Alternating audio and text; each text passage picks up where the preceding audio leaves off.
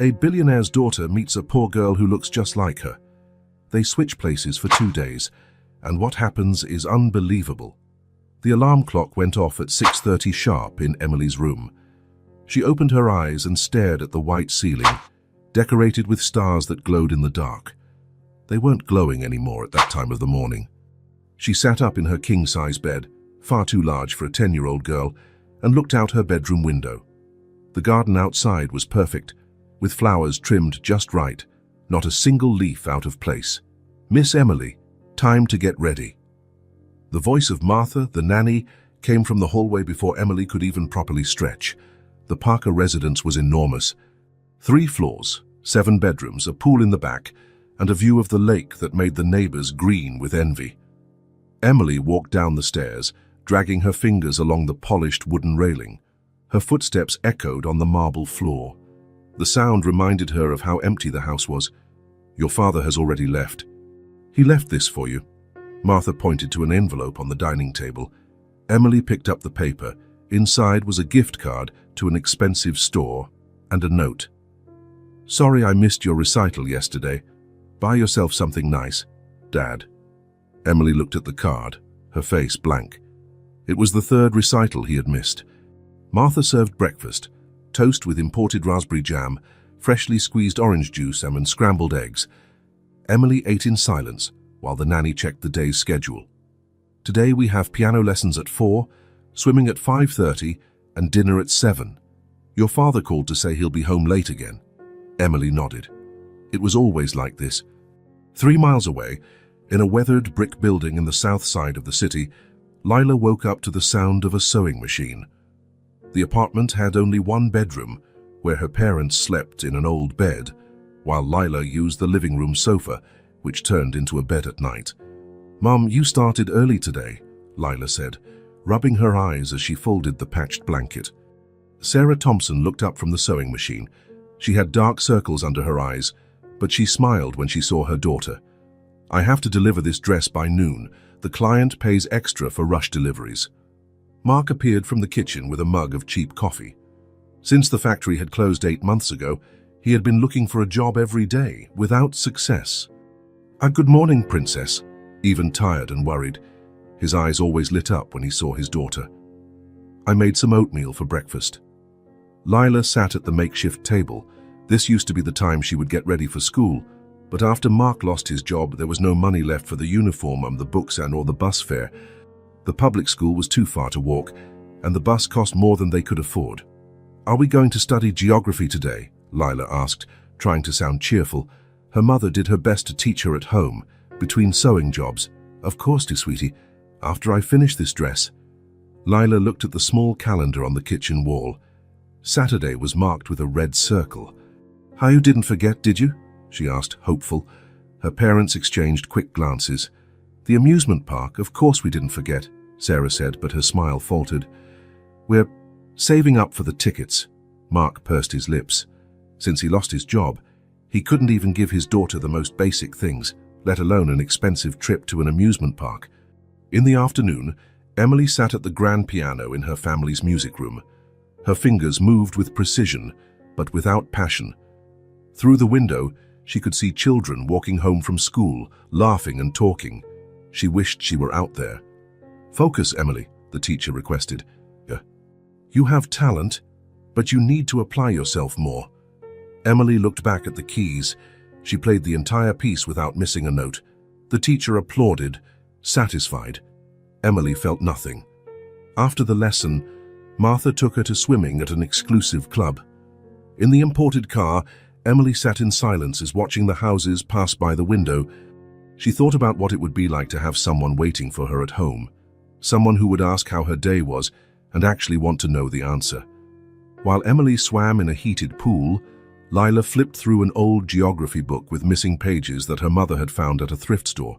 She missed school and her friends, the teacher who always praised her drawings, but she never complained. She knew her parents already felt guilty enough. "I'm going to deliver this dress," said Sarah, putting the sewing into a plastic bag. "You stay with your dad. I'll be back soon." Mark was in the living room, reading the newspaper for job ads. When Sarah left, he closed the paper and smiled at his daughter. How about we plant those beans you wanted? Lila's face lit up. She ran to get 3 empty yogurt cups she had been saving. Mark helped her fill them with damp cotton balls and place the beans inside. Now let's put them near the window to get some sun, he said, as Lila carefully carried the cups. From the window you could see a billboard for the new park. A golden carousel sparkled in the image, with smiling children riding on colorful horses. Jenny used to sit with me at recess, Lila said, looking at the billboard. She told me she went to the new park last weekend. She said the carousel is the biggest in the city. Mark swallowed hard. I'm trying, Princess. I have another interview today. Lila turned and hugged her father. I know, Dad, I'm not sad. But they both knew it was a lie. When evening came, Emily had dinner alone at the enormous table. Martha served the meal and then retreated to the kitchen. The sound of silverware on the plate was the only noise in the dining hall. Emily looked at the clock. 8:30. Her father had promised to be home at 7. She finished eating, brushed her teeth, and went to bed. Martha appeared to turn off the lights. Good night, Miss Emily. Martha, do you think my dad will remember my birthday next week? The nanny hesitated for a second. Of course he will. Now get some sleep. When the door closed, Emily stared at the stars on the ceiling. They were beginning to glow faintly. She thought about what it would be like to have someone who cared, someone who truly saw her, not just as an obligation or an item on a busy schedule. In the Thompson apartment, Mark returned, crestfallen. He didn't get the job. They said, I'll get an email, he muttered to Sarah, but they both knew what that meant. Even so, when Lila appeared in the living room, he forced a smile. Who wants to play cards? Sitting on the still open sofa bed, the family played a game of Uno with faded, torn cards. The laughter was real, despite their worries. Time for bed, young lady, Sarah announced when they finished the game. So just 5 more minutes, Lila pleaded, snuggling up to her father. Mark hugged his daughter. Tomorrow, your dad has to wake up early. More interviews. Okay. Lila settled into bed as her parents got up to go to their room. Dad, she called before Mark left. You don't have to worry about the park, it's okay. Mark came back and knelt beside the makeshift bed. You deserve good things, you know that, and I'm going to get them for you. After her parents left, Lila took out a crumpled flyer for the park she had found on the street. The paper shone with the promise of fun and magic. She closed her eyes, imagining what it would be like to ride that golden carousel.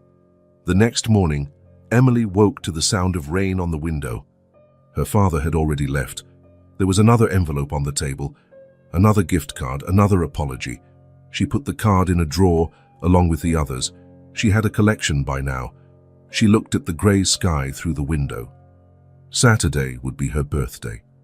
Her father had promised to take her to the new park that had opened. Emily doubted he would remember. Still, something inside her still hoped for it. What she didn't know was that, just a few miles away, another girl was looking at the same sky, dreaming of the same park, with no idea that a chance meeting would change both their lives forever. Saturday arrived with a perfect blue sky. Robert Parker looked at his watch and sighed. He had promised to spend the day with Emily, to take her to Central Park in the morning. But an emergency at work changed everything. I'm so sorry, Princess. Martha will take you. He handed some money to the nanny. Buy her some ice cream. It's her birthday. Emily watched her father walk out the front door. He didn't even look her in the eye. She tried to hide her disappointment. She was used to it by now. Let's go, Miss Emily. The park is beautiful this time of year, with the spring flowers. We can take a walk around the lake. In the car, Emily clutched the gift her father had given her. A bracelet far too expensive for a 10-year-old girl. She would have traded it for 5 minutes of genuine attention. In the small Thompson apartment, Lila could hardly believe it. Her father had come in smiling, holding an envelope. I got a temp job. I start on Monday. Mark showed her a few bills. I thought we could go to Central Park today. Pack a lunch. Spend the afternoon by the lake. Lila screamed with joy and jumped into her father's arms. Sarah smiled, tears in her eyes. It was the first good news in months. We'll spend the whole day there, Mark said, spinning his daughter in the air. We can rent a little boat to row on the lake. Central Park was a green oasis in the middle of the city. Stone paths wound between well-kept lawns, colorful flower beds and old trees that offered generous shade. In the center, a lake with calm waters reflected the sky. Martha walked a few steps ahead of Emily, pointing to the flowers and explaining their scientific names. Emily just nodded, watching the families enjoying the day. Parents spreading blankets on the grass, children chasing ducks, elderly people feeding pigeons. She felt a familiar emptiness in her chest. "Would you like to take a turn on the lake, Miss Emily? We can rent a boat." Emily shrugged. "Whatever." The Thompsons entered the park hand in hand, breathing in the fresh air. For them, having the time and money for a day like this was a rare luxury. "Look over there, Lila. The little boats on the lake." Sarah pointed to the small, colorful vessels. Lila's eyes sparkled. "Can we row one?" "Of course we can," Mark smiled. "It's your special day." Emily watched the swans on the lake, sitting on a bench while Martha went to buy water from a stall. The children around her laughed and played while their parents took pictures. She felt envious, not of the fun, but of the genuine joy she saw on their faces. It was then that she noticed the girl in the simple blue dress walking with her parents by the lake's edge. Something about her caught her attention, the way she smiled, the shape of her face. Emily moved closer, as if pulled by a magnet. Lila bent down to throw breadcrumbs to the ducks, laughing as they approached. She looked around, taking in every detail of the park, when her eyes met those of another girl watching her near a statue. For a moment, she thought she was looking in a mirror. Lila stood up and walked directly toward the other girl, leaving her parents behind. They stood face to face in silence, studying each other. Same height, same face shape, same brown eyes, same small nose. "You," Emily began, not knowing what to say. "Look like me," Lila finished, equally astonished. A group of cyclists passed between them, breaking the moment. Emily glanced back, where Martha was still waiting in the line for water. "My name is Emily," she said, extending her hand as she had learned to do with her father's friends. "I'm Lila." Ignoring the outstretched hand, Lila suddenly hugged her. Emily tensed for a second, then relaxed. Mark and Sarah approached, worried about their daughter's sudden disappearance. "Lila, don't just run off without telling us." Sarah's voice died away when she saw the two girls together. "Oh my goodness." Mark blinked several times, as if he couldn't believe what he was seeing. "They're identical," Sarah completed. Martha returned with the water and also froze when she saw the scene. "Miss Emily?" The girls smiled, as if sharing a secret. "Can we talk for a bit?" Emily asked, surprising herself with the initiative. Sitting by the lake's edge, their feet dangling over the water, Emily and Lila discovered they had the same birthday, both turning 10 that day. While the adults talked, trying to understand the coincidence, the girls spoke as if they had known each other for years. "Taya, so your dad's a businessman?" Lila asked, throwing a pebble into the water and watching the ripples form. "Yes, but he's never home." Emily threw a stone too. "And you don't go to school anymore?" "Not since my dad lost his job." Lila shrugged. "But he just got a new one." Emily looked at the Thompsons. They looked tired, with simple clothes, but they smiled all the time, and Lila's father couldn't stop looking at his daughter, as if wanting to make sure she was happy. "Your house must be amazing," Lila commented, following Emily's gaze to the nanny, who wore elegant clothes. "It's big and empty." Emily sighed. "Your apartment must be noisy." "It's small, but never quiet." Lila smiled. For a moment they fell silent, each thinking about the other's life. It was Lila who spoke first, lowering her voice. "What if we switched?" Emily frowned. "What do you mean?" "Just for today. I'll go with your nanny to your house. You'll go with my parents to my apartment." "They'll notice." Lila shook her head. "Shall not if we switch clothes? Look, even our hair is similar. Yours is just neater." Emily glanced at Martha, who was talking distractedly with the Thompsons. The idea was crazy, impossible, and strangely tempting. "Why do you want to do this?" Emily asked. Lila shrugged. "Kai, I've always wanted to know what it's like to live in a big house." Then, more seriously, "And don't you want to know what it's like to have someone who really pays attention to you?" The comment hit Emily hard. How did Lila know exactly what she felt? What if it goes wrong? It's just for one day. We'll come back here tomorrow and switch back. Lila smiled, confident. No one will find out. Emily hesitated. It was crazy. It was risky. It was exactly what she wanted. Okay. They ran to the public restroom in the park. Emily put on Lila's simple blue dress, and Lila put on Emily's expensive clothes. They even swapped shoes. They looked at themselves in the mirror, fixing their hair to look exactly like the other. You have to smile more, Lila instructed. I'm always smiling. And you need to say please and excuse me all the time, Emily said. Martha notices that. When they came out, the adults were already waiting for them near a fountain. Time to go, Lila, Sarah called, holding out her hand. Martha checked her watch. Miss Emily, we have to go. Your father called to ask if you liked your gift. The girls exchanged a final conspiratorial look. Emily walked over to Sarah and Mark, her heart pounding as the woman took her hand. Lila went to Martha, maintaining the upright posture she had seen Emily use. No one noticed the switch. As they walked away in opposite directions, each looked back one last time, nervous and excited about the adventure that was just beginning. Martha's car glided through the automatic gate of the Parker mansion. Lila resisted the urge to press her face against the window. She tried to imitate the indifferent expression she had seen on Emily during the afternoon. We're here, Miss Emily, Martha announced, parking the car in the circular driveway in front of a double door of dark wood.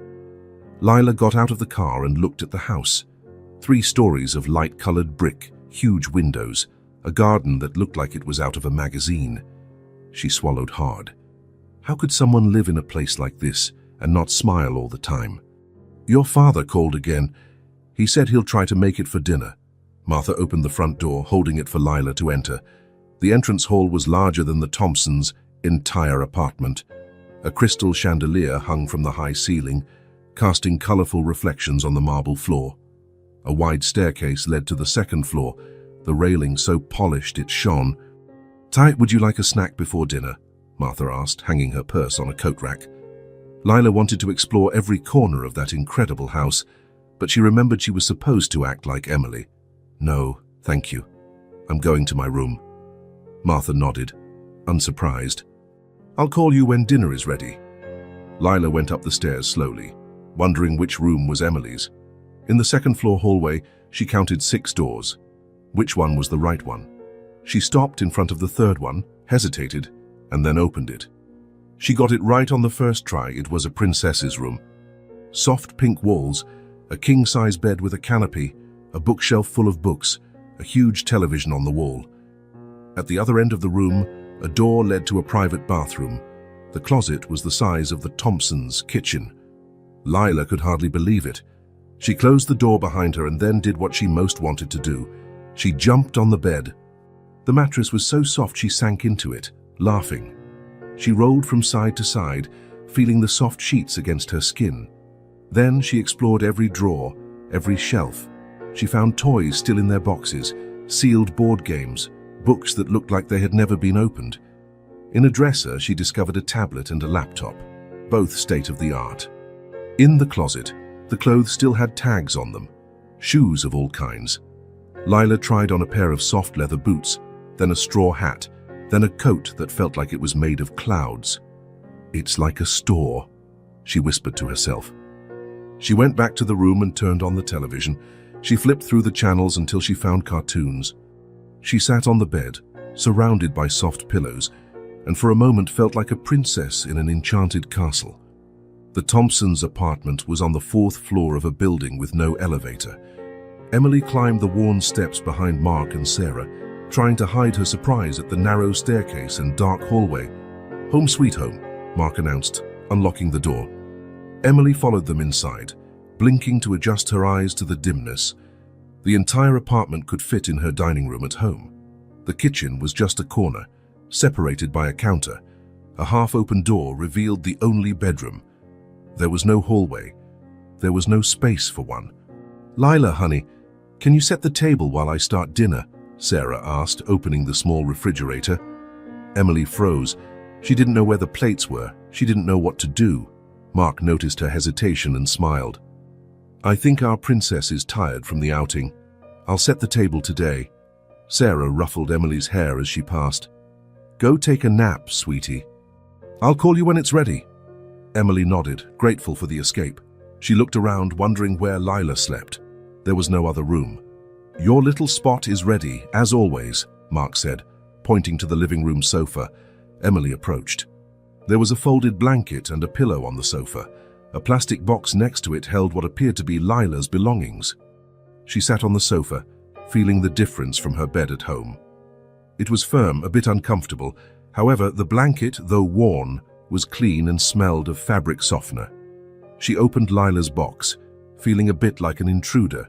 Inside, she found a few toys, 2 well-used books, a notebook with drawings, and a rag doll with a mended arm. She picked up the doll carefully. It looked like it had been very loved. At 7 o'clock, Martha called Lila for dinner. The dining room had a table for 12. Lila sat at one end, and a plate was placed before her. Salad, filet mignon, mashed potatoes, all perfectly arranged. "Your father called again. He won't make it in time." Martha poured juice into a crystal glass. He said not to wait up. Lila felt a pang of disappointment, even though it wasn't her own father. How did Emily put up with this every day? "Where will you be eating?" she asked, looking at the empty space in front of her. "In the kitchen, as always, miss." Martha left, leaving Lila alone at the huge table. The only sound was the ticking of an old clock, so different from the noisy Thompson kitchen where everyone talked at once. She ate slowly, trying to enjoy the delicious food, but the silence began to bother her. She even started talking to her own reflection in the polished tabletop just to hear a human voice. When she finished, Martha cleared the plate and offered dessert. Lila chose ice cream, and once again was left alone. The initial excitement was beginning to give way to a strange feeling. Everything there was perfect, but something important was missing. "Lila." "Dinner's ready," Sarah called from the kitchen. Emily went to the small table where only 3 places were set so close that their elbows touched. Mark was already seated, and Sarah brought a steaming pot. "Spaghetti with tomato sauce tonight. It's not much, but..." Sarah served a generous portion onto Emily's plate. "It's the best spaghetti in the world," Mark completed with a smile. "Your mum's a heck of a cook." Sarah blushed. "Stop it, it's just spaghetti." Emily looked at her plate. At home, she had elaborate dishes made by a chef, but nothing was ever served with so much love. She tried a bite. "It's very good," she said softly. "Ça, just a very good." Mark feigned indignation. "It's extraordinary. Chefs from all over the world beg for your mother's secret recipe." Sarah laughed. "The secret recipe is a can of store-bought sauce and a lot of love." Emily felt a warmth in her chest. The 3 of them ate together, talking the whole time. Mark told silly jokes that made Sarah roll her eyes, but always smile afterward. They talked about their day, about the new job, about plans for the future, and most surprisingly, they asked for Emily's opinion, listened to what she said, and responded. "And you, Lila? What did you think of the park today?" Sarah asked. Emily thought for a moment. "Toys, it was the best day I've ever had." She wasn't lying. After dinner, Lila explored the rest of the house. There was a music room with a grand piano, a library with floor-to-ceiling shelves, even a private movie theater. She turned on the sound system in the main living room and danced alone, twirling through the empty rooms, trying out every sofa and armchair. There was so much space and so many beautiful things, but no one to share them with. At 9, Martha appeared. "Bath time, Miss Emily." The bathroom was a dream, with a tub big enough to swim in. Martha prepared the bath, adding fragrant salts to the water. "Do you need help?" she asked. "No, thank you," Lila replied quickly. She wanted to be alone and enjoy the tub that felt like a swimming pool. When Martha left, Lila sank into the warm water, playing with the bubbles. At home, she took quick showers to save water. This was true luxury. But after 20 minutes, the charm began to fade. The water was getting cold, and the silence of the house seemed to seep through the walls. Lila felt something she had never felt before. Loneliness. True loneliness. In the small Thompson living room, Emily helped clear the table. The kitchen didn't have a dishwasher, so Sarah washed while Mark dried. They gave Emily a sponge to wipe the table. "It's your turn to choose the game tonight," Mark said, putting away the last plate. Emily didn't know what he was talking about. "What game?" "Friday, game night, remember?" Mark pointed to a stack of worn boxes on a shelf. "But if you're too tired, we can just watch TV." "No. A game sounds nice." They chose a board game. The rules were simple, but the fun was in the interactions. Mark cheated on purpose just to make Sarah feign outrage.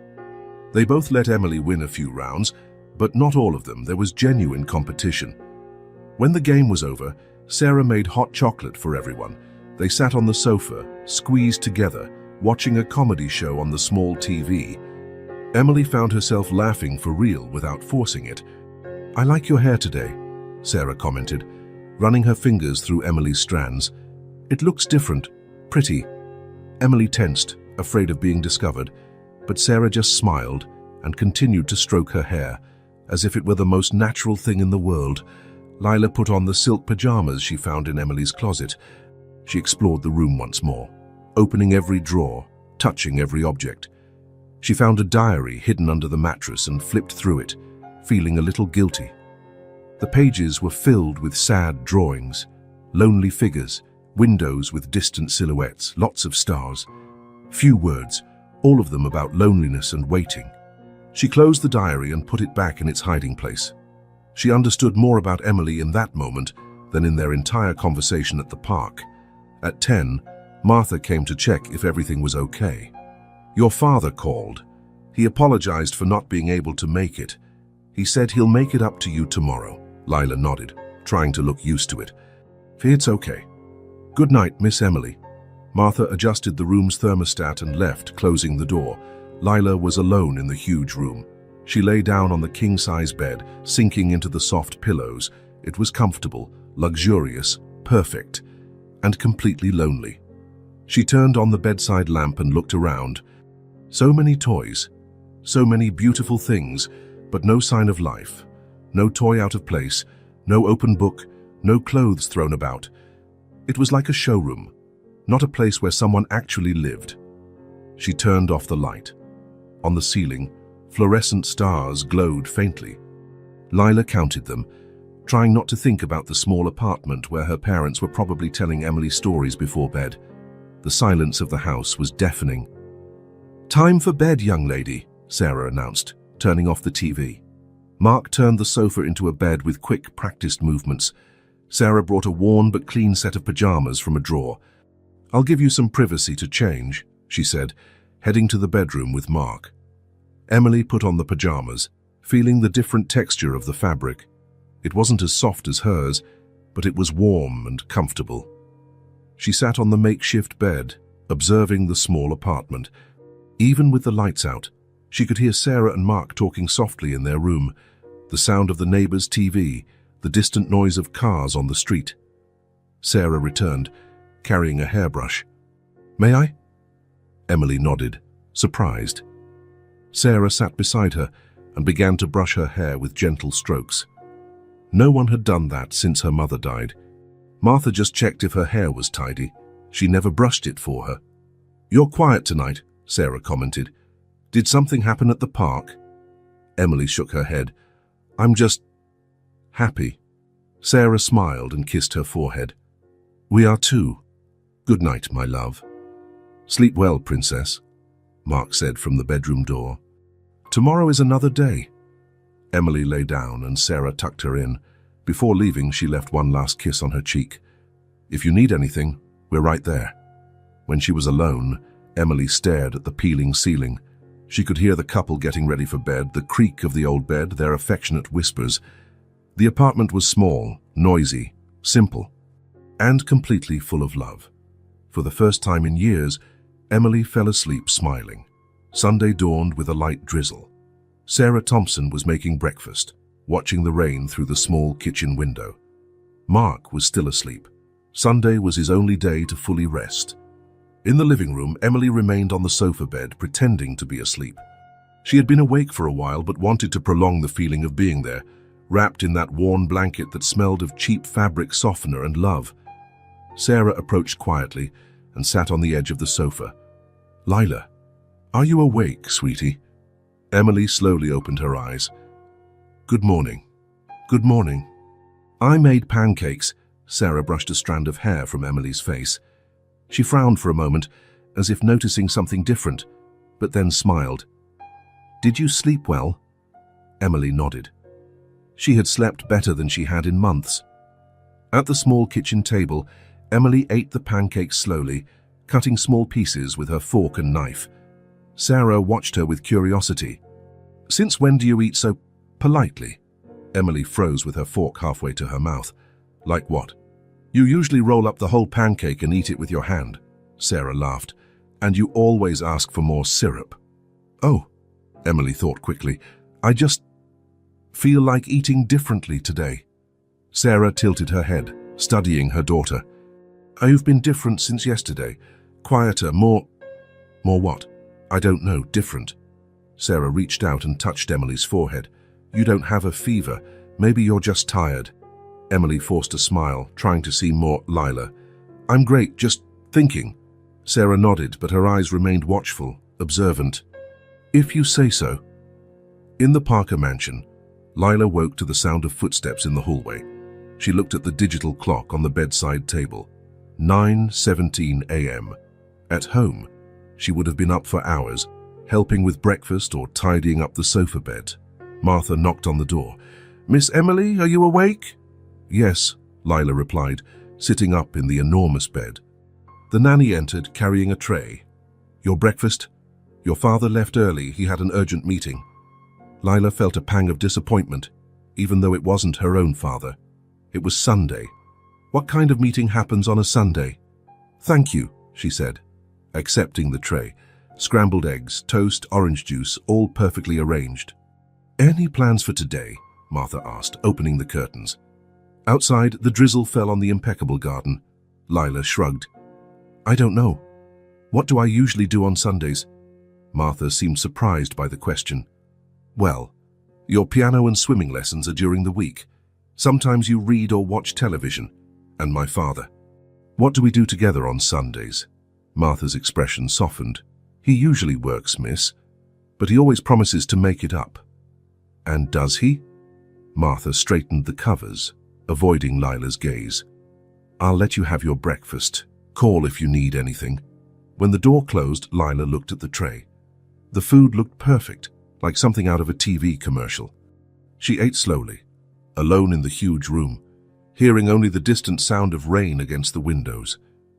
In the Thompson kitchen, Mark appeared, yawning. "Good morning, my princesses," Sarah smiled, pouring him a cup of cheap coffee. "Sleepyhead." Emily watched the interaction. There was so much affection in that simple gesture. "Good morning, Lila." Mark ruffled Emily's hair as he passed. "Any plans for today?" Before Emily could answer, Sarah intervened. "I think she's a little tired. She's been quiet." Mark looked at Emily with concern. "Are you feeling sick, princess?" "No," Emily replied quickly. "I'm fine." "She's also eating differently," Sarah commented. "They're all polite with a fork and knife," Mark laughed. "Is our little wild child becoming a lady?" Emily blushed. She was giving herself away without realizing it. "I'm just trying something new," she murmured. Mark exchanged a look with Sarah, but didn't press the issue. "How about a game after breakfast?" "Hey, it's raining anyway. We can't go out." Emily smiled, genuinely excited. "I'd like that." Lila spent the morning exploring the mansion. The rain kept her indoors, which only intensified the feeling of confinement. Each room was larger and more luxurious than the last, but they all shared the same characteristic. They seemed untouched, like sets for a play where no one actually lived. In the library, she found a photo in a silver frame. A smiling woman held a baby in her arms, while a younger man, whom she recognized as Robert Parker, looked at them both with adoration. Emily's mother, she presumed. She wondered what had happened to her. Martha appeared at the door. "Oh, lunch is ready, miss." "Is my father coming home for lunch?" Lila asked, putting the photo back in its place. "He called and said he'll try, but no promises." In the enormous dining hall, Lila sat alone at the table again. A plate of grilled salmon with asparagus was served. expensive restaurant food, with no one to share it with. She was halfway through her meal when the front door opened. Robert Parker entered, talking on his cell phone. He gave a quick wave to Lila before heading to his office, still engrossed in his conversation. Lila sighed. Couldn't he even turn off his phone for 5 minutes on a Sunday? In the small Thompson living room, Emily was playing Uno with Mark and Sarah. The rain pattered against the windows, creating a cozy atmosphere. The game was simple, but the laughter was constant. "Hey, that's not fair," Mark protested when Sarah played a plush 4 on his cards. "Yes, it is." "It's in the rules," Sarah laughed, winking at Emily. "Isn't it, Lila?" Emily nodded, smiling. "Rules are rules." Mark picked up the 4 extra cards, grumbling playfully. "You two always gang up on me." Emily felt a warmth in her chest. Was this what a family was supposed to be like? People who laughed together, who made jokes, who paid attention to each other. "Your turn, Lila," Sarah reminded her. Emily played her card distractedly. She was more interested in the dynamic between them than in the game itself. "Everything okay, sweetie?" Sarah asked, noticing her distraction. "Yes," Emily replied, and then, without thinking, added, "I just wish every day was like this." Sarah and Mark exchanged glances. "What do you mean?" Mark asked softly. "We always play on Sundays." Emily realized her mistake. "I know, it's nice. That's all." Sarah studied Emily's face for a moment, as if looking for something familiar that was different. "You're so thoughtful since yesterday. Did something happen at the park that you didn't tell us about?" Emily lowered her eyes to her cards. "No, nothing." But Sarah didn't seem convinced. In the afternoon, Robert finally came out of his office. He found Lila in the living room, watching television without really paying attention. "Hi, Emily. Sorry for the delay." This meeting was important. Lila looked at him, trying to hide her irritation. How did Emily put up with this? "It's okay." Robert sat on the sofa, maintaining a polite distance. "How was your day?" "Quiet," Lila replied, a bit too bluntly for Emily's standards. Robert seemed surprised by the response. "Well, it's Sunday. Quiet days are good." "Quiet is different from empty," Lila muttered. "What was that?" "Nothing." Lila turned her gaze back to the television. Robert grew restless. Normally, his daughter didn't demand much from him. It was one of the things that made his busy life manageable. "Do you want to do something? We could, I don't know, watch a movie." Lila thought about what Sundays were like at home. Her father, her real father, would be telling silly stories, helping her with some craft project, or just sitting beside her, truly present. "A movie would be nice," she finally replied. Robert smiled, looking relieved. "Great. You pick." For a brief moment, Lila felt a connection. Maybe there was hope for Robert and Emily, but then his phone rang. Robert looked at the screen and his face changed. "I have to take this. It's important. Pick the movie. I'll be right back." And he left the room, already talking on the phone. Lila was alone again. In the evening, Sarah prepared a simple soup for dinner. Emily helped set the table, trying to remember where Lila would keep everything. "Since when do you know where the spoons are?" Sarah asked, watching her closely. Emily froze. I've always known. You usually grab the forks when I ask for spoons." Sarah smiled, but her eyes were serious. "And since yesterday you've been folding the blanket perfectly. And you eat slowly. And you say please and excuse me all the time." Emily swallowed hard. "I'm just trying to be more polite." Sarah didn't push, but Emily could feel that she suspected something. During dinner, the conversation flowed naturally. Mark talked about the new job he would start the next day. Sarah talked about a sewing order she needed to finish. Emily listened with genuine interest, asking questions, getting involved. "You know you can tell us anything, right?" Sarah said suddenly, looking directly at Emily. "Of course," Emily replied, her heart racing. "Anything," Sarah repeated. "Even if it seems strange." Emily nodded, not trusting her own voice. Did Sarah know? How could she know? After dinner, while Mark washed the dishes, Sarah took Emily to the living room. They sat on the sofa that would soon become Lila's bed. Sweetheart, Sarah began, holding Emily's hands, I know my daughter. I know every expression, every gesture, every habit. She paused. And you, for the past 2 days, have been different. Emily felt her blood run cold. Different how? I can't explain it. It's like... Sarah studied her face. It's like you're Lila, but not completely. Emily looked down. Was the game up? Whatever it is, and Sarah continued, I want you to know that we're here. To talk. To help. Understand. Emily nodded, fighting back tears. What would it be like to have a mother like this every day? Someone who noticed every little change, who cared so much. Can I stay here? She asked in a whisper. Sarah frowned. What do you mean, sweetie? This is your home. Emily didn't answer. She couldn't explain that she wanted to stay forever, that she didn't want to go back to her empty mansion, her absent father, her lonely life. That this little family, in this small apartment, was everything she had ever wanted. In the Parker mansion, Lila was sitting alone in the living room. Robert had gone back to his office after dinner, promising it would be just another half hour. That was 2 hours ago. The house was too quiet, too big, too empty. Lila thought of her parents, of their small, noisy apartment, of Emily sleeping in her makeshift bed, receiving the affection she deserved. The tears came without warning. First one, then another, until she was sobbing, curled up on the huge sofa. She missed home. She missed her parents.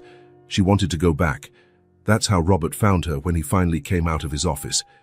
He stopped at the door, completely unprepared for the sight of his always composed daughter crying openly. Emily, what happened? Lila lifted her tear-stained face. For a moment, she forgot about the charade. Forgot she was supposed to be Emily. She was just a 10-year-old girl who wanted to go home. This house is beautiful, she said between sobs, but nobody talks to me. I just want to go home. Robert stood paralyzed, as if he had been slapped. Emily, this is your home.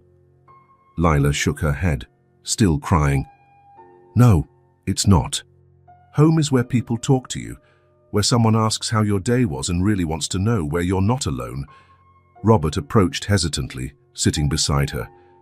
He reached out his hand but stopped halfway, as if he didn't know how to comfort his own daughter. I'm sorry, I've been busy, but... You're always busy, Lila interrupted. There's always something more important. Robert swallowed hard. The words hit him like arrows. It was true. There was always something more urgent than his daughter. But to hear it from her, to see the pain in her eyes. Emily. Lila wiped her tears with the back of her hands. Tomorrow. I need to go to the park tomorrow. The park? Robert frowned, confused by the change of subject. Why? I just need to... Please. Something in her tone, desperate, urgent, made Robert nod. All right, I'll take you tomorrow. Lila sniffled, trying to compose herself. Promise? I promise. But even as he said it, his phone vibrated in his pocket. Instinctively, Robert took it out to check. Lila watched the movement with resignation. Some things never changed. The next morning, Emily woke with a heavy heart. It was time to go back, to leave this little paradise and return to her life of empty luxury. Sarah had prepared her favorite breakfast, or rather Lila's favorite, and tried to keep the conversation lively, but there was a tension in the air. Lila, Sarah said as they tidied the kitchen, is there anything you want to tell me? Anything at all? Emily almost confessed everything right then. Almost said that she wasn't Lila, that she was a rich, lonely girl who had found more love in this small apartment in 2 days than in years in her mansion. But the words got stuck in her throat. I need to go to the park today, she finally said. Sarah seemed surprised. To the park? The same one from Saturday? Emily nodded. It's important. Mark, who was listening to the conversation, exchanged a look with Sarah. We can take you after lunch. I have a job interview in the morning. Thank you, Emily said, feeling both relieved and sad. Today she would see Lila again. Today she would go home, but a part of her didn't want to go back. A part of her wanted to stay as Lila Thompson forever. At the park, the fountain where they had first met was surrounded by pigeons. Lila arrived first, accompanied by Robert, who checked his watch every few minutes. "How long are we staying?" he asked. "Not long," Lila replied, scanning the paths for the Thompsons. When she finally saw them coming up the stone path, her heart leaped. Emily was walking between Mark and Sarah, holding both their hands. It looked so natural, as if she had always been part of that family. The girls looked at each other from a distance, a silent recognition passing between them. It was time to tell the truth. The social worker's office was too small to comfortably fit the 6 people sitting around the table. Robert Parker looked out of place, his expensive suit contrasting with the peeling walls. Sarah and Mark Thompson held each other's hands, still processing everything they had discovered in the last few days. Emily and Lila sat side by side, identical in every physical detail, but dressed completely differently. Emily in a simple dress borrowed from Lila, and Lila in clothes far too expensive for a child. "Thank you for coming on such short notice," said Mrs. Winters, adjusting her glasses as she flipped through an old folder. "I must confess, this situation is a first for me." Robert cleared his throat. "Can we get straight to the point? I have a company to run." Sarah shot a disapproving look at the businessman, while Mark squeezed her hand to restrain her. The girls exchanged a knowing glance. In just 2 days, they had become well acquainted with the dynamics of both families. Mrs. Winters nodded. "Of course. As I explained over the phone, I found the records of the girls' adoptions, and, well, they are, in fact, twin sisters." A heavy silence filled the room. Although everyone had suspected it since the incident at the park, hearing the official confirmation made it all much more real. "How could this have happened?" Sarah asked, and her voice trembling. "How could 2 sisters be separated like this?" The social worker sighed, looking genuinely troubled. "It was an administrative error, a terrible mistake." She opened 2 folders side by side. "You see, both were left at the orphanage when they were just a few days old. The biological mother couldn't afford to raise twins. And no one thought it was important to mention there were 2 of them," Robert questioned, indignant. "According to the records, the information existed, but—" Mrs. Winters hesitated. "There was a staff change around that time. The orphanage was overwhelmed. The babies were placed in separate cribs, in different wings, and they simply fell into separate adoption processes." Lila reached out and took Emily's hand. Both stared intently at the open folders that contained their life stories. When Mr. Parker came to adopt, he specified he wanted a girl, preferably a newborn, the social worker continued. "And 3 weeks later, when the Thompsons came, we didn't specify," Mark completed. "We just wanted a child to love." Mrs. Winters nodded.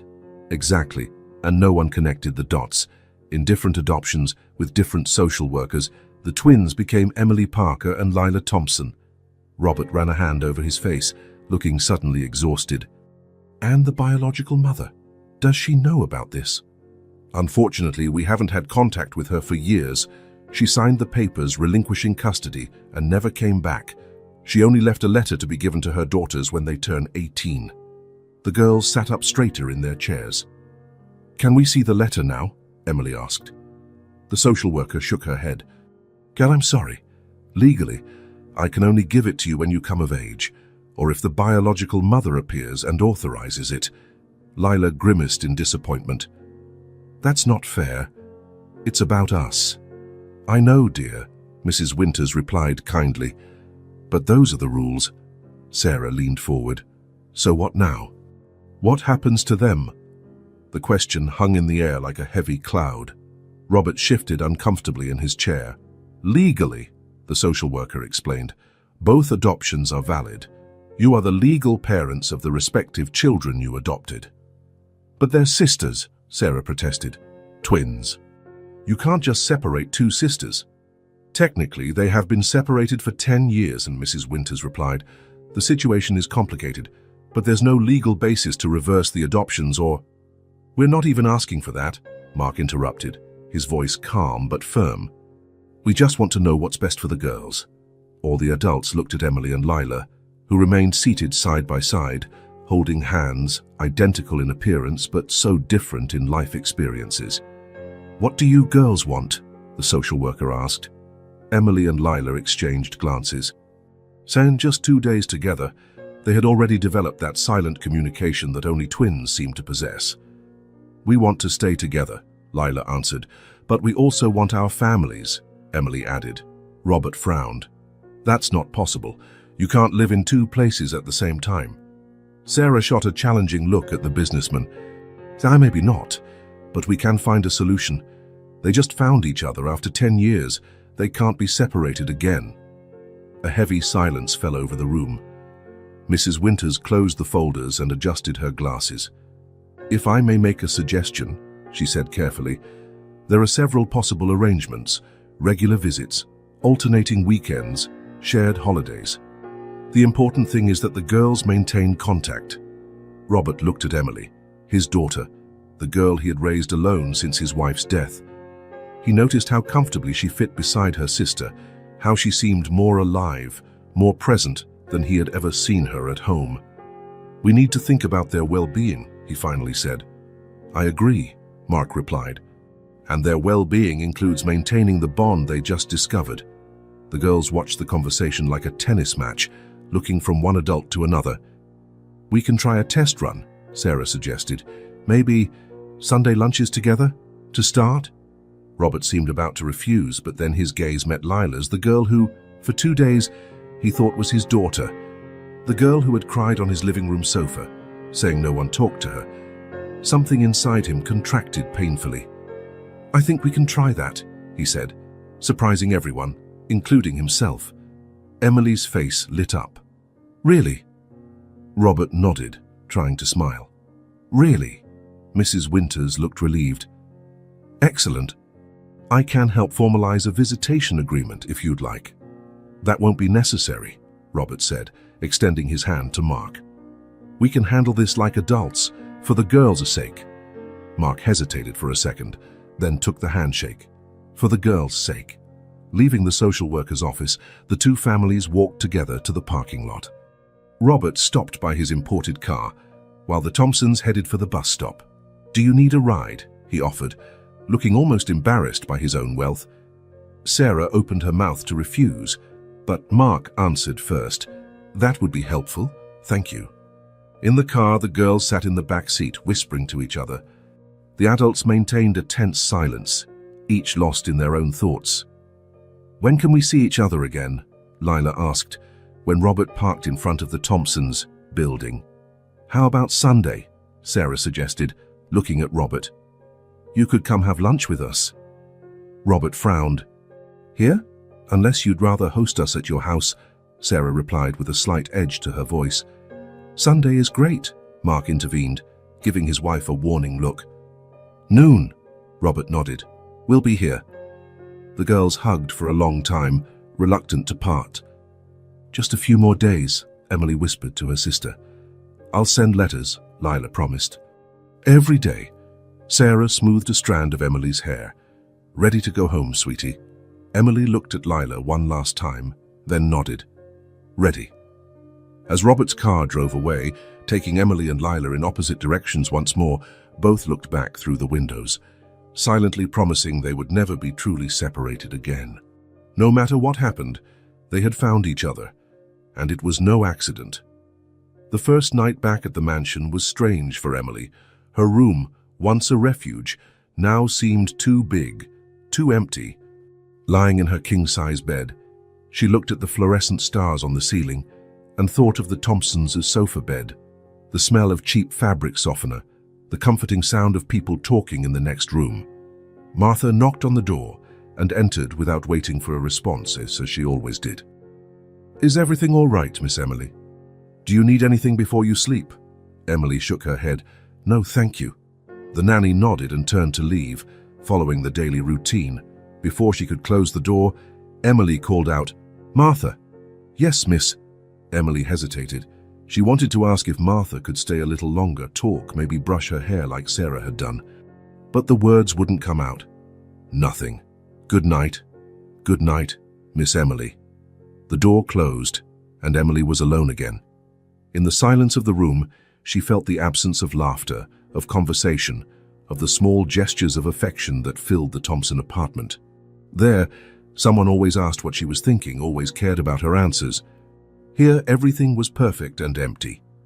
In the small Thompson apartment, Lila tidied her spot on the sofa bed.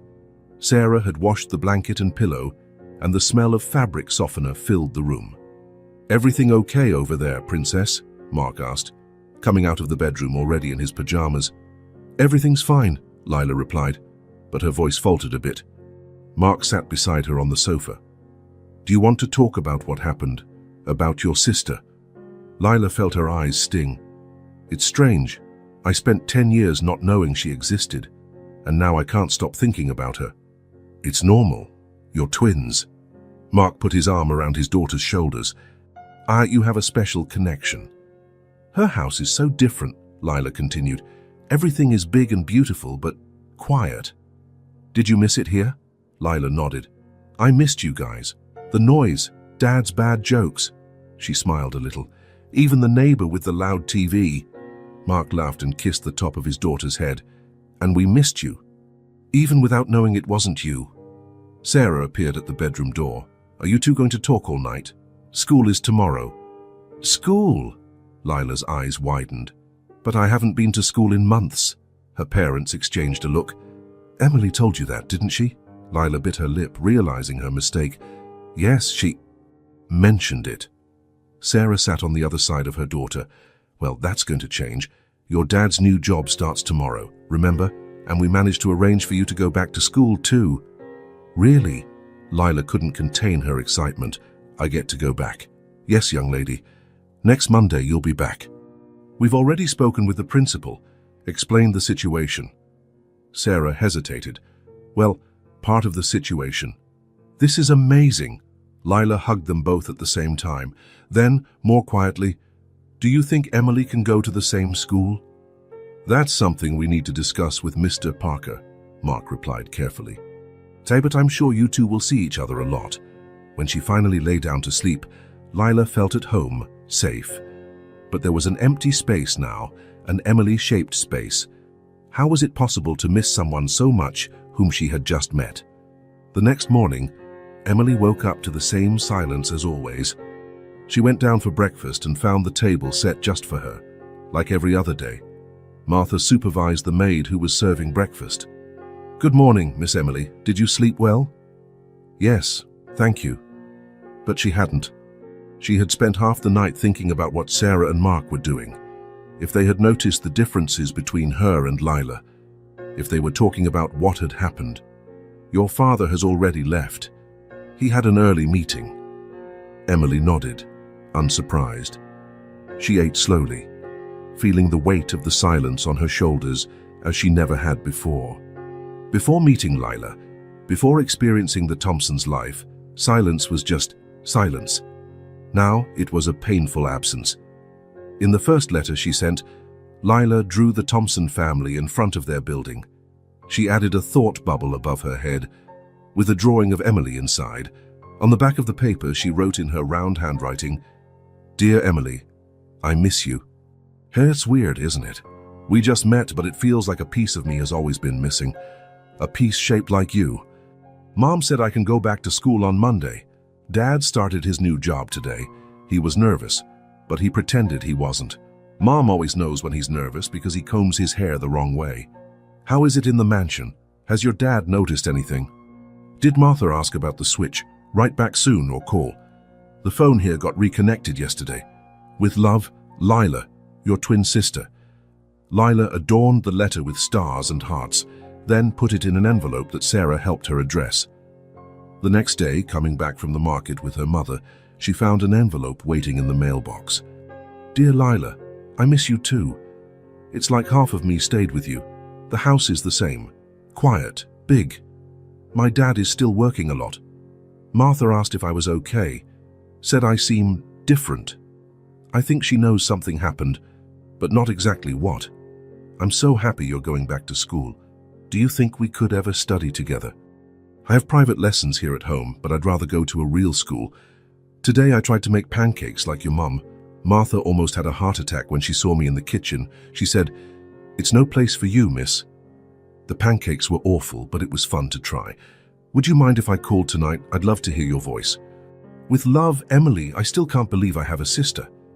Emily's drawings were more detailed, more technical, the result of years of private art lessons, but the feelings expressed were just as sincere. The letters continued over the following days.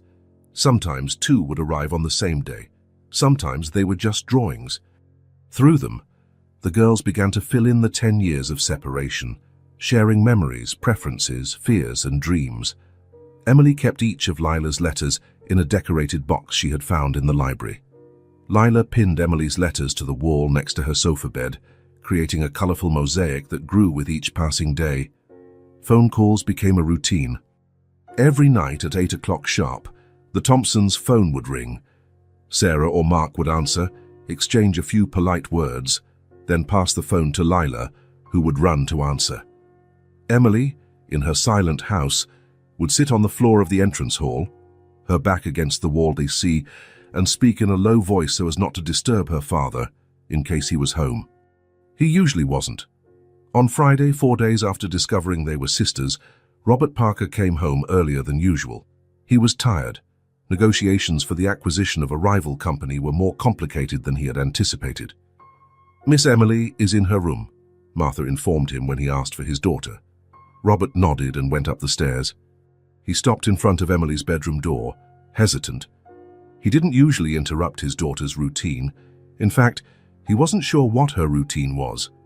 Martha took care of everything. He knocked softly. "Come in," came the surprised reply. Emily was sitting at her desk, writing something that she quickly hid when her father entered. "Hi, Dad." "Hi, Emily." Robert looked around, noticing how tidy the room was. He couldn't remember the last time he had been in here. "Is everything okay?" "Yes." An uncomfortable silence settled between them. Robert realized, perhaps for the first time, how he didn't know how to talk to his own daughter.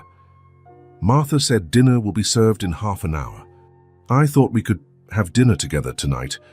Emily stared at him, clearly surprised. "Really?" "Of course," Robert forced a smile. "We're a family, aren't we?" The word family hung in the air between them, loaded with meaning. Emily thought of the Thompsons, how they formed a real family despite their difficulties. She thought of Lila, her twin sister, the other half of herself she had lived 10 years without knowing. "Yes," she finally replied. "We're a family." Dinner was quiet at first. Robert tried a few generic questions about school, piano lessons, things he knew were part of Emily's life but had no idea how she really felt about them. Emily answered politely but without enthusiasm, until suddenly she put down her fork and looked directly into her father's eyes. "Dad, what was your childhood like?" Robert blinked, surprised by the question. "My childhood?" "Yes. Did you have siblings? Were your parents always around? Were you happy?" "Well," Robert cleared his throat, "uncomfortable. I had a normal childhood, I guess. My parents worked a lot, just like me. I have an older sister, as you know." "Aunt Catherine, who lives in Europe and never comes to visit?" "Yes, that's the one." Robert took a sip of water.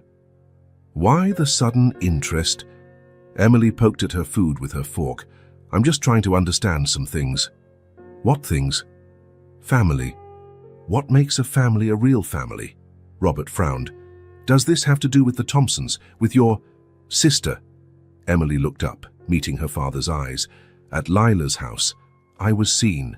Here, everything is beautiful, but no one sees me."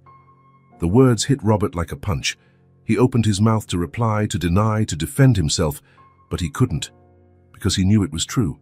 "Emily, I'm not saying this to make you feel bad," Emily continued, her voice small but firm. "It's just that now I know the difference, and it hurts." Robert felt something break inside him. A wall carefully built over the years, a barrier he had erected after his wife's death, when he threw himself into work to avoid dealing with the pain. A barrier that, without realizing it, had also separated him from his daughter. "I'm so sorry," he finally said, and the words felt inadequate, insufficient. Emily just nodded, looking back down at her plate. They finished dinner in silence, but not the same silence as before. This was a silence full of unsaid words, painful revelations, truths that could no longer be ignored. When Emily got up to go to her room, Robert called after her. "Emily?" She turned around.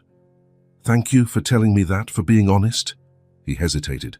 I'll try to do better." A small smile touched Emily's lips. "Good night, Dad." "Good night, honey." When she left, Robert remained at the table, staring at the empty seat across from him. He remembered Lila, the girl identical to his daughter, yet somehow completely different. He remembered how she had cried on the sofa, saying no one talked to her. At the time, he thought it was Emily having some kind of breakdown.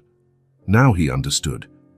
His daughter was suffocating in this perfect, empty house, and he hadn't even noticed.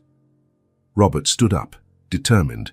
In his office, he took out his planner and began to rearrange appointments, cancel non-essential meetings, delegate tasks. For the first time in years, something was more important than the company. His daughter needed him, and he would not fail her again. Robert Parker adjusted his tie as he climbed the stairs of the building. He had never imagined he would feel so uncomfortable in a place, not because of the building's simplicity, but because every worn step reminded him of decisions he had made throughout his life, decisions that prioritized profits over people. He stopped on the 4th floor, out of breath. How did the Thompsons do this every day? He straightened his suit and took a deep breath before knocking on the door. It was Mark who answered. The two men faced each other for a moment, as different as they could be. Robert in his impeccable suit, perfectly cut hair, Mark in a simple button-down shirt, sleeves rolled up, a hint of stubble. "Mr. Parker," Mark said, expressionless. "Please come in." Robert stepped into the small apartment, trying not to show his surprise at the size of the place. The living room was smaller than his closet. A sofa bed took up half the space, with sheets folded on top of it. On the wall, a colorful mosaic of drawings and letters, the correspondence between the twins. "The girls are at the park with Sarah," Mark explained, offering Robert the only armchair. "So I thought we could talk better without them." Robert nodded, grateful for the privacy. He sat on the edge of the armchair, still uncomfortable. "Coffee?" Mark offered. "Please." Mark went to the small kitchen, separated from the living room only by a counter.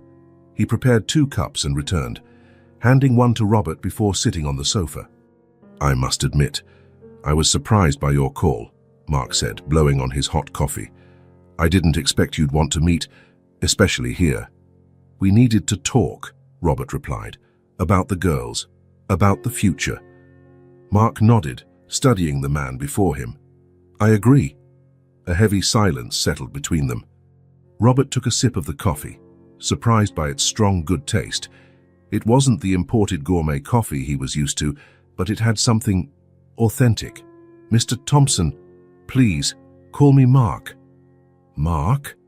Robert placed his cup on the coffee table. "I want to help with Lila's education. I can pay for a private school, the same one Emily attends. We're not asking for charity," Mark interrupted, his voice calm but firm. "It's not charity. It's shared responsibility. They're sisters." Mark looked at the man before him for a long moment. Then he placed his cup next to Robert's and leaned forward. "Mr. Parker, I need to say something, and I ask that you hear me out." Robert nodded, tense. "I used to work for your company," Mark said, keeping his tone calm. "For 3 years, in the production department. I was dedicated. I worked overtime without complaint. I had the best performance reviews." Robert frowned, confused. He didn't remember a Mark Thompson. "Time when the production line was moved overseas, we were all laid off," Mark continued. "Without proper notice, without a clear reason, without time to prepare. That's standard practice in corporate restructuring," Robert defended automatically. "For you, maybe. For people like me, it's devastating." Mark held his gaze firm. "You don't look at the people below you, Mr. Parker. You never have. We're just numbers on a spreadsheet, expenses to be cut when it's convenient." Robert felt the words like a punch to the gut. He wanted to argue, to defend himself, to explain the realities of the business world. But something stopped him. Maybe the dignity with which Mark spoke. Maybe the fact that they were sitting in this tiny living room, where his daughter had found more affection in 2 days than in his mansion in years.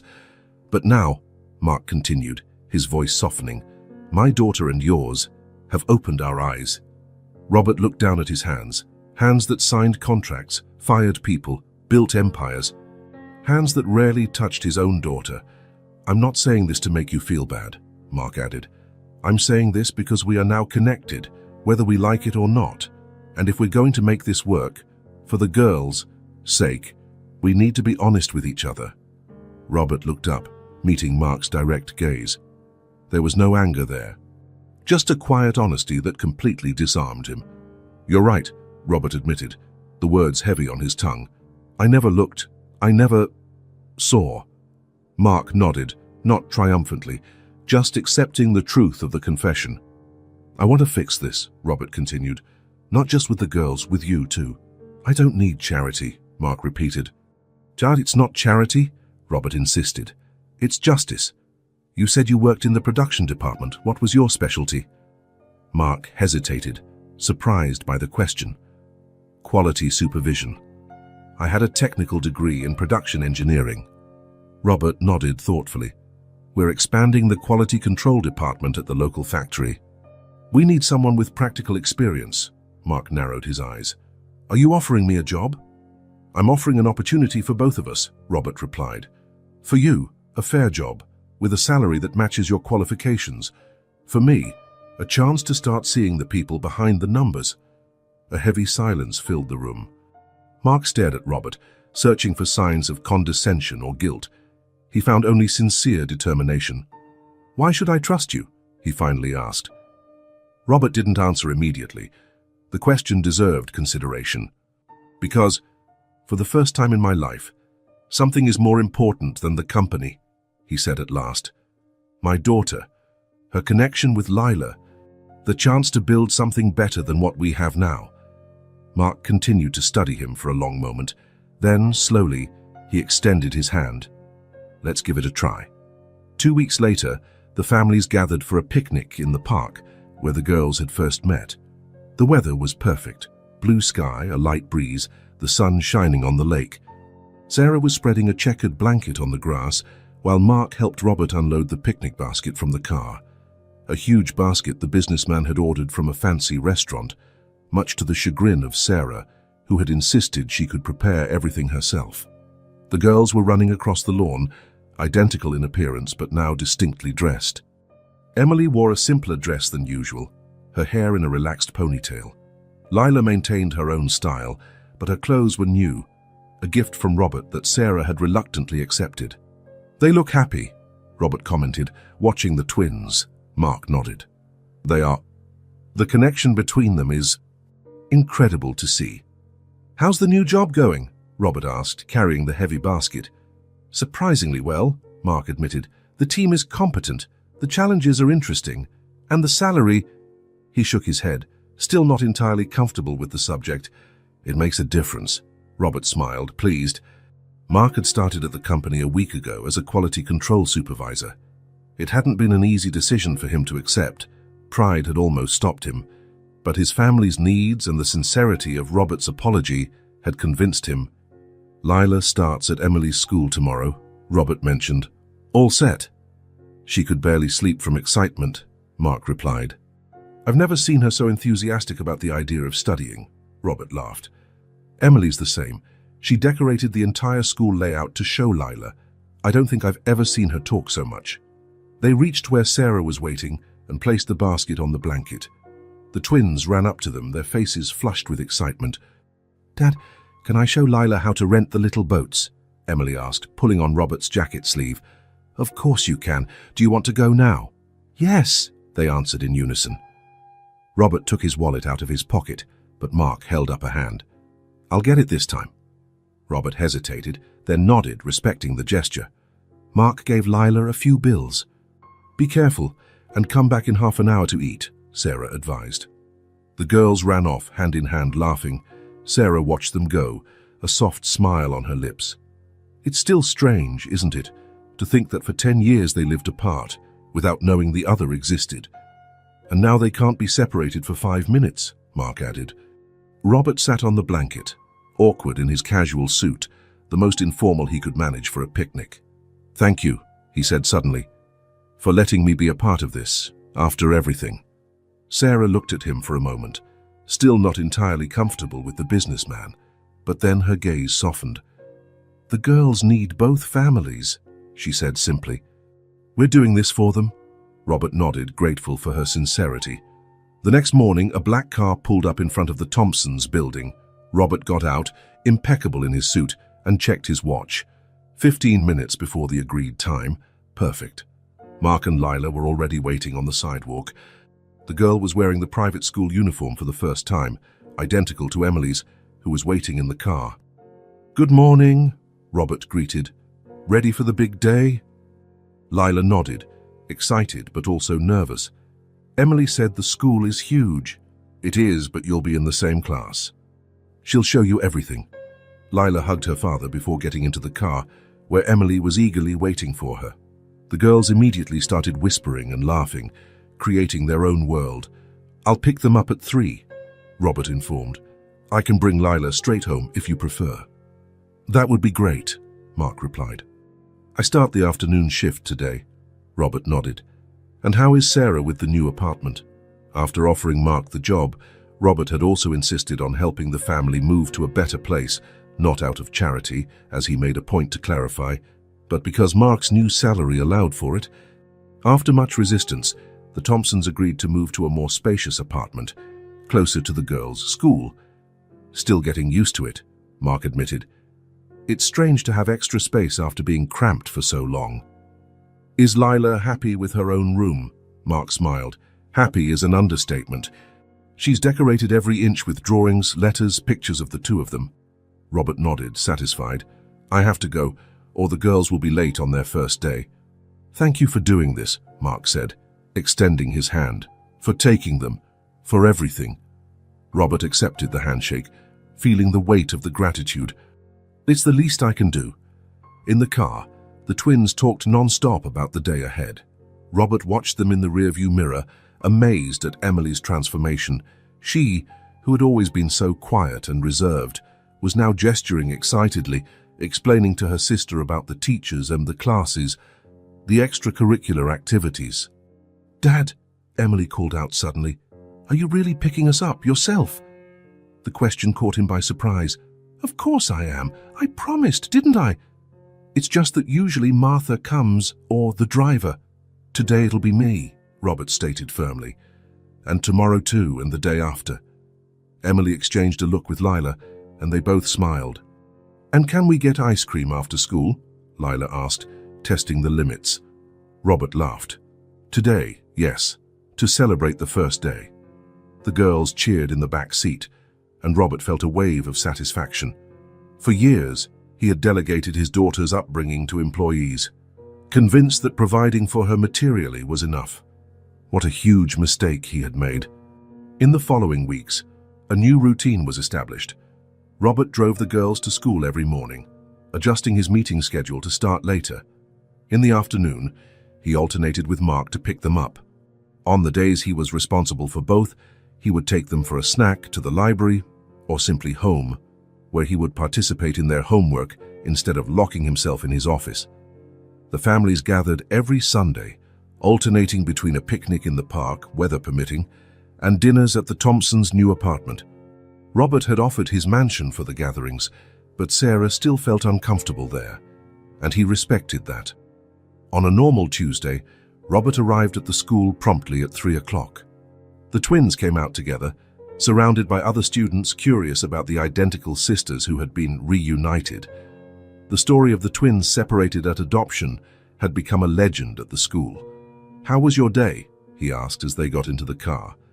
"Lila got a perfect score in math," Emily announced, proud of her sister. "It was just luck," Lila protested, blushing. "No, it wasn't. You're very smart," Emily insisted. "The teacher said she's never seen anyone catch up so quickly after being out of school for so long." Robert smiled at Lila in the rearview mirror. "Congratulations. That calls for a celebration." "Ice cream," Emily suggested hopefully. Better than that. How about dinner at that pizzeria you like? We can invite Mark and Sarah too." The girls exchanged excited glances and nodded. As he drove, Robert reflected on the changes of the past few weeks. The frantic work pace he had maintained for years had slowed down, and surprisingly, the company hadn't collapsed. In fact, some of the changes he had implemented, inspired by his conversations with Mark, were showing positive results, but the biggest change was at home. The once silent mansion now echoed with laughter when Lila came over for movie nights or weekends. Emily smiled more, talked more, demanded more of his presence, and he discovered he loved meeting those demands. He looked again at the twins in the rearview mirror, chattering excitedly about something that had happened at school. They were so alike and so different at the same time. Each carried the marks of the upbringing she had received, but together they seemed complete in a way they weren't individually. "Dad, are you listening?" Emily's voice brought him back to the present. "Sorry, I got distracted. What were you saying?" "I asked if you can help us with our science project. It's about genetics." Robert smiled. "Of course I can. We'll work on it together." Together, the word that had changed everything. The gentle Saturday rain tapped against the windows of the Thompson apartment. Not the first cramped apartment that barely fit 3 people, but a new home, spacious enough for a family and without being extravagant. In the kitchen, the aromas of garlic, onion, and tomato mingled as Sarah stirred a large pot of spaghetti sauce. "A little more basil?" Robert asked, holding a small pot of herbs he had brought from his garden. Sarah smiled, still not entirely used to seeing the businessman with his sleeves rolled up, helping in the kitchen. "Yes, please. About 5 leaves should do." Robert carefully picked the leaves and handed them to Sarah, who chopped them finely before adding them to the sauce. On the kitchen island, Mark was preparing fresh pasta, his hands covered in flour as he worked the dough with surprising skill. "Where did you learn to make pasta like that?" Robert asked, watching the process. "My grandmother was Italian," Mark replied without looking up from his work. "She used to say a man who can't cook is only half a man." Robert laughed. "I guess I'm a quarter of a man then. I only know how to make eggs and toast." "It's never too late to learn," Sarah said, handing Robert a cutting board and vegetables for the salad. "Start by chopping these into small cubes." From the hallway leading to the bedrooms, children's laughter echoed. The twins were in Lila's room, the half-open door revealing flashes of movement as they passed by the opening. "They're so happy," Mark commented, looking at the bedroom door. "It's as if they've always been a part of each other's lives."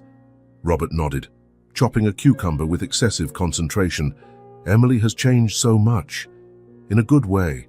She used to be so reserved." "And Lila is blossoming at school," Sarah added. "The teacher said she's never seen a student catch up on lost time so quickly." For a moment, they worked in comfortable silence, only the sound of the rain, the knives on the cutting board, and the dough being worked filling the air. "Thank you," Robert said suddenly, his voice low. Mark and Sarah looked at him, surprised. "For what?" Sarah asked. "For sharing your daughter, your family." Robert continued to chop the vegetables, avoiding looking directly at them. "You could have reacted completely differently when you found out about the girls. You could have kept me away, you could have—" "Your family," Mark interrupted simply. "There's nothing to thank us for." Robert finally looked up, a genuine smile on his face. "I'm still learning what that really means." In Lila's room, the twins were lying on the rug, surrounded by magazines, colored pencils, and scattered papers. They were working on a project for their art class, a mural about family, a theme they had chosen with obvious enthusiasm. "I think we should put the park in the center," Emily suggested, drawing a quick sketch. "That's where we met." Lila nodded, coloring a small version of what looked like the 5 of them, the twins, Robert, Mark, and Sarah, at a picnic. "Do you think she's watching us from somewhere?" Lila asked suddenly. Emily didn't have to ask who her sister was referring to. "Our biological mother. I don't know, maybe. I wish we could read that letter she left." "One day we will," Emily said, taking her sister's hand. "When we turn 18. They were silent for a moment, each lost in thought about the woman they had never met, but who had given them life and each other. "But you know," Emily continued, Even without her, we're lucky. Are we? Yes. Some people have one family. We have two. Lila smiled, squeezing her sister's hand. And we have each other. They went back to their project, drawing and coloring in comfortable silence, sometimes laughing at a private joke, sometimes just existing together, as if making up for 10 lost years. Robert quietly approached the half-open bedroom door. The girls were so engrossed in their project that they didn't notice his presence. He stood there watching Emily, his daughter who for so long had lived like a stranger under his own roof. She was smiling as she drew a free and genuine smile he had rarely seen before. Every now and then, she would poke Lila or whisper something that made them both laugh. There was a lightness to her now, a carefree joy that contrasted sharply with the serious, quiet girl she had been. Robert felt something expand in his chest as he watched. It wasn't just love. He had always loved Emily, even when he didn't know how to show it. It was something more.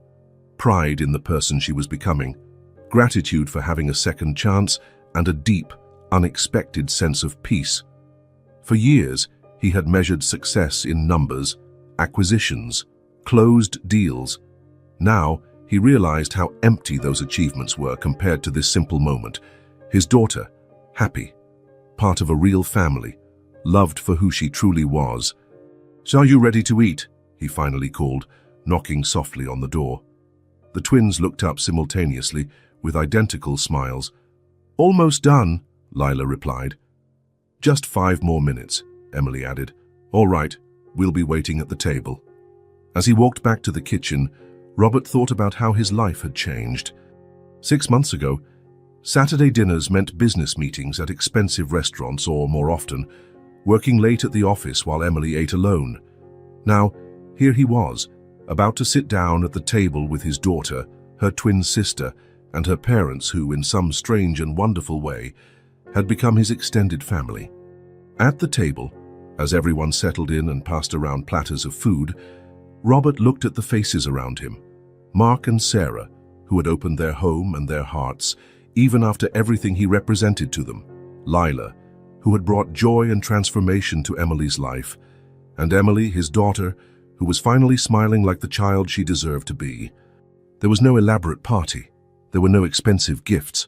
There were no banners or fancy decorations like the ones he used to order to make up for his absence on her birthdays. But there was sincere laughter. There was real conversation. There were hands that touched as they passed the bread. There were knowing glances between the twins. There was presence, true, attentive, present. And for the first time, Robert Parker understood. This was enough.